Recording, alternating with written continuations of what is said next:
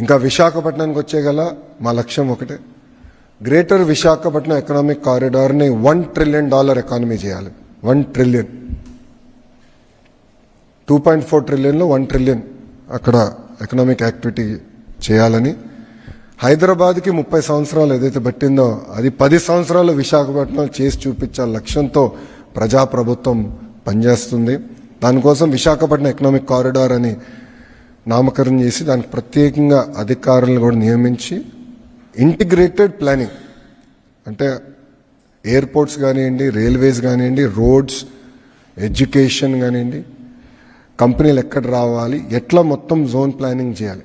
ఎట్లయితే గతంలో చంద్రబాబు నాయుడు గారిని హైదరాబాద్ని ఎట్లయితే ప్లాన్ చేశారో ఆ అప్రోచ్ తీసుకుని best in class, world class planning చేయాలి. ఒక పక్కన విశాఖపట్నంలో, అమరావతి ఈ రీజన్ రెండోది, మూడోది రాయలసీమ ఎకనామిక్ కారిడార్. ఇట్లా 3 స్పెసిఫిక్ ఎకనామిక్ కారిడార్స్ చేయాలనేది గౌరవ ముఖ్యమంత్రి గారు నిన్న ఆయనతో తిరిగి వచ్చినప్పుడు కూడా ఆయన చాలా క్లారిటీ ఇచ్చారు. ఇంతేకాకుండా మీరు చూస్తే స్పీడ్ ఆఫ్ డూయింగ్ బిజినెస్లో ఈరోజు ఆంధ్ర రాష్ట్రం నంబర్ 1గా నిలబడుతుంది. మేము ఎంఓయూల పైన కూడా సంతకాలు పెట్టట్లే, మేము టైం వేస్ట్ చేస్తున్నాం, మేము ఇమీడియట్గా ఎగ్జిక్యూషన్కి వెళ్తున్నాం. ఆస్లర్ మిత్తలతో ఇప్పటికి మాకు ఎంఓయూ లేదు, ఆంధ్ర రాష్ట్రానికి ఎంఓయూ లేదు, బట్ ఫౌండేషన్ నవంబర్లో చేస్తున్నాం. టీసీఎస్తో కూడా ఎంఓయూ లేదు, but we're starting their centre in November. ఎంఓయూలు పిచ్చి కాదు, ఎగ్జిక్యూషన్ ఎగ్జిక్యూషన్ ఎగ్జిక్యూషన్ సింగిల్ ఫోకస్తో మేము పనిచేస్తున్నాం.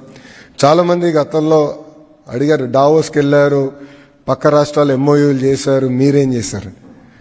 ఫాలోఅప్లు జరుగుతాయి.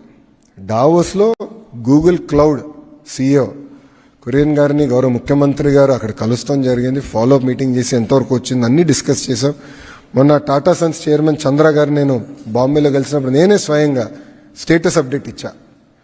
టాటా గ్రూప్ కంపెనీ ప్రాజెక్ట్స్ అన్ని ఆంధ్ర రాష్ట్రంలో ఏంటి, ఒక్కొక్క ప్రాజెక్ట్ ఏ స్టేటస్లో ఉంది, ఎక్కడ గ్యాప్ ఉంది, గ్యాప్ ఆంధ్ర రాష్ట్రం సైడ్ ఉందా, టాటా గ్రూప్ సైడ్ ఉందా, ఓపెన్గా డిస్కస్ చేశాం.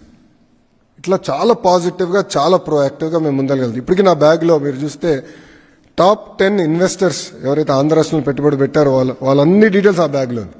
ఒక ఫోల్డర్ ఉంటుంది, రిలయన్స్ అవ్వచ్చు, టాటా అవ్వచ్చు, జిందాల్ అవ్వచ్చు, స్టేటస్ అప్డేట్ ఎవ్రీ వీక్ నా ఆఫీస్ నాకు అప్డేట్ ఇస్తుంది. ఆ ఫోల్డర్ నా బ్యాగ్లో ఇప్పటికీ ఉంది. సో ఎప్పుడైనా వాళ్ళు కలిసినా, ఎప్పుడైనా ఫోన్లో మాట్లాడినా, బస్ ఇదిగోండి ఇది update, this is the status అని మేము చెప్తున్నాం.